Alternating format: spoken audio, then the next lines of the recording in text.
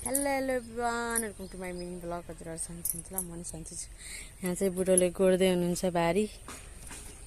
हाम्रो यसमा लगाएँ बोडी मकै छ, त्यसमा पनि मकै बोडी छ। यहाँ चाहिँ भिन्डी छ, त्यसमा फर्सी छ। यहाँ चाहिँ काँक्रा र मकै छ। कसरी गर्नुभयो एउटा 3-4वटा बुढा। त्यहाँ चाहिँ पानी लाग्दैछ। म चाहिँ खाना पकाउन लागेको थिएँ। यहाँ चाहिँ गोड्दै हुनुहुन्छ। छोरोको हालत उहाँ यस्तो छ, साइकल निकाल्ने पारेर कस्तो लाग्यो। अनि यहाँ चाहिँ गोड्दै हुन्छ। यहाँ चाहिँ हाम्रो गाउँको डुलुवा राजा हुनुहुन्छ। यहाँ चाहिँ इक्जाम गर्न जान लानु भएको छ। इक्जाम चलिरहेको छ। ओए पानी हेर्नु बिचबाट बिचमा कस्तो गयो।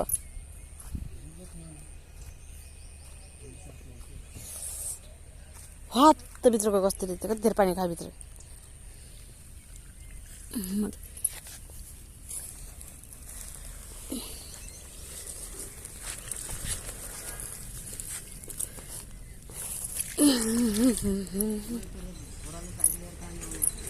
यहाँ मेरो छोराको हालत।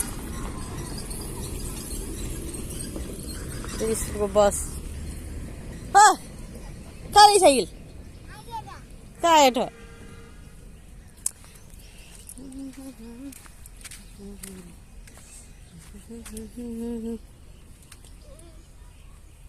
कहाँ ले इसके साइकल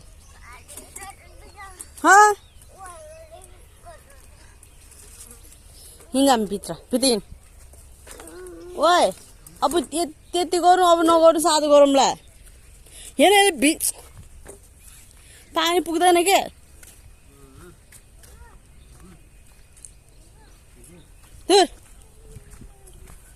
यहाँ 1-2वटा करेला उम्रेको त्यही पनि मारिदिन्छ अब यसले। टोक्छ क्या फुल त।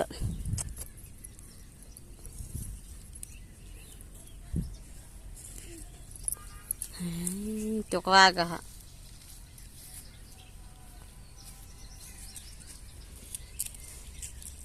कति घन्टा लाग्यो गर्नु?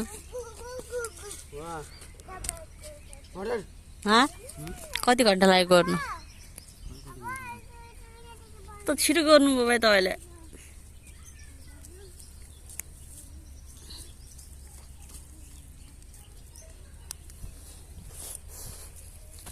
ए हाम्रो फर्सी यत्रो भर्खरै साना फर्सी 6वटा बोट भए त हामीलाई सस्तै हुन्छ नि खाना।